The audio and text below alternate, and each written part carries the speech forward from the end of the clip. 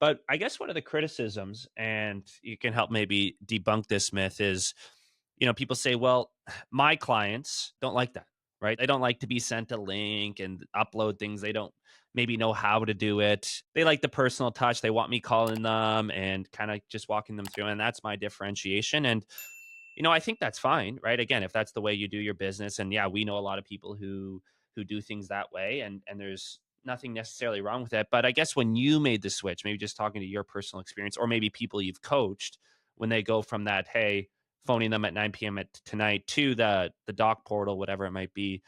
Is that true in reality? What's been your experience with that? Like, Yeah, I mean, I think it's always comes down to like messaging and how you position it to the client up front. yeah. We had a lot of like criticism. Like we were one of the earlier like adopters to like actually pushing out a digital app.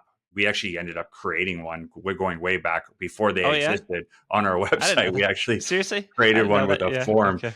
Okay. So we Cool. were pushing digital apps out at a time when people definitely did not want to do that. Like pre-COVID, right? Like Oh COVID yeah, kind of way changed it. Yeah. before, yeah. Yeah. So we got a lot of negative feedback. Like the conversation was obviously different then than it is now, but like my position has always been you are actually going to enjoy this. Like once you learn it, Yeah. it's very simple. You're going to enjoy it far more. Plus the security of the information is so key too. Like documents flying around in emails, it just that doesn't scream security to me. And having the security approach in your messaging, I found that almost gets people off the fence right away. Like this is how you're going to want to do this Yeah. to protect your information. And I feel like when we take that approach, we usually get people over the fence. But maybe it's also just the nature of clients I work with. Like in the last 5 years, I've never had that question come up. Like I've never had Interesting. that come up that Yeah. where somebody was like not wanting to do that. I mean, going back to the earlier days, like a lot of people in the industry, like prominent people in the industry, were very big proponents of doing that application over the phone or in person because it was an opportunity to build a relationship. Yeah. And so I do see that component too, where like maybe we aren't building this deep of a connection with the client, but like there's other areas to do that. And like Yes. that's back Right. to having a process. And it's like, hey, there is the upfront consultation call that you can really dive deep, show your value, build a relationship. And then that should escalate to the planning session when you actually have advice and Right. strategy to Yes. give the client. Yeah. Like that's where I feel you're going to build relationship far more so than Yes. doing an application and simply asking people, what's your date of birth? Like, You're not building any relationship there, right? yeah, Yeah, no, you're not. Yeah. No, I think that's such a good insight, because I think, that's the other thing with, especially with some of the, I don't know, new technology, new AI things coming out, people are, kind of a bit worried about that. And, I think a lot of the feedback that I've been giving people and what I hear in the industry is, hey, you're never going to replace that relationship, which I think is true. But I've always been a fan, and maybe this is my process mindset coming through, where, every step in that process, as best you can, it's never perfect, should have a singular objective, right? no. So step one is collecting docs. And my goal with collecting docs is collecting docs, right? Nothing else, right? And then, okay, step two is the planning session.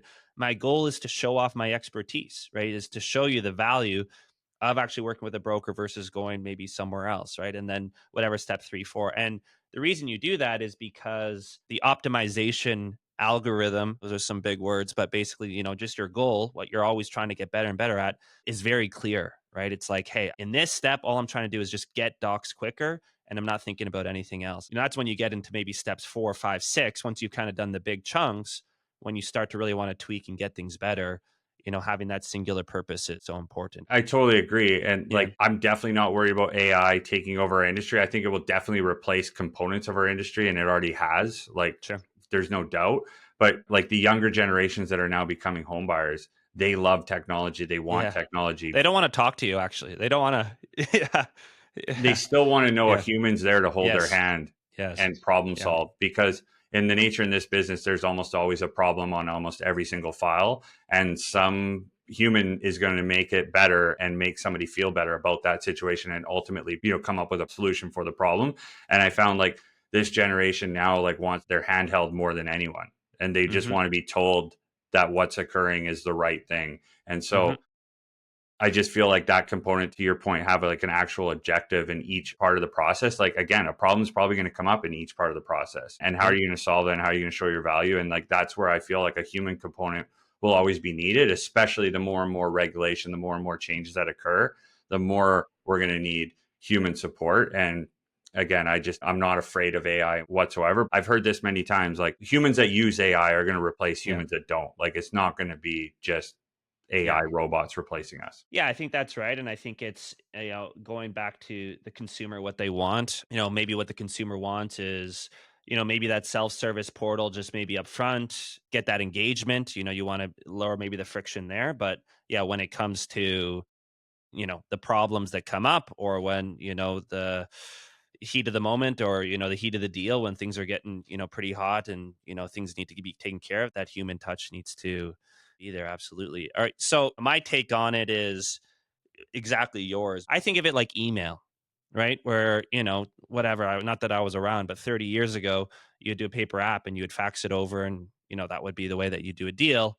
And then email would come around and I would think there was probably a bunch of brokers saying, well, what's my job? My job used to be collecting documents and putting it in this fax machine and hitting send.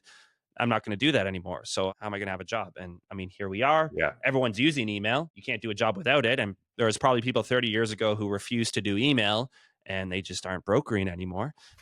Maybe there's still some out there, I don't know, who don't use email.